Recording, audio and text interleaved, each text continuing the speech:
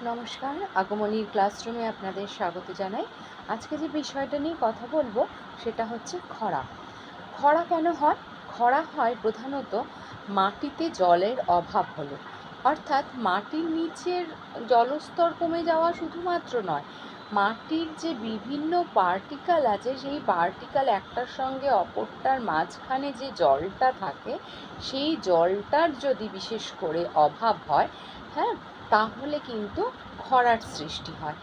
আর এই জলটা মেনটেন করে হচ্ছে এক বৃষ্টিপাত, আর দুই হচ্ছে গাছ। তো মাটির এই জায়গা দুটো যদি একদম সিকিওর থাকে তাহলে কিন্তু খরা হওয়ার সম্ভাবনা একেবারেই থাকে না। হ্যাঁ, না হলে কিন্তু যে কোনো একটা মিস হলেই কিন্তু খরা একটা নির্দিষ্ট অঞ্চলে কিন্তু খরা হয়ে যেতে পারে। কারণ গাছ কেবলমাত্র ওই জলের জায়গাটা মেনটেন করতে সাহায্য করে, আর বৃষ্টিপাত ওই জলটাকে সাপ্লাই করে। হুম, তো এই দুটোর কোনোটার ঘাটতি হলেই কিন্তু আর খরা আটকানো যাবে না।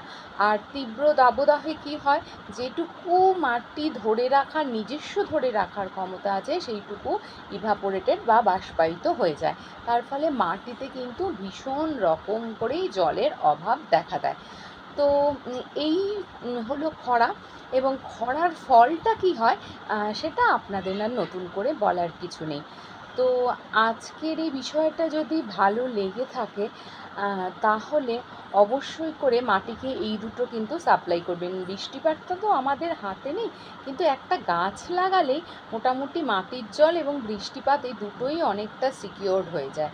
হ্যাঁ, তো সুতরাং এই গরমে বেঁচে থাকার জন্য বা ভবিষ্যতে আমাদের খাদ্য সুরক্ষিত রাখার জন্য, মাটিকে ভালো রাখার জন্য যে যেমনভাবে পারেন তেমনভাবেই কিন্তু কিছু গাছ পুঁতুন।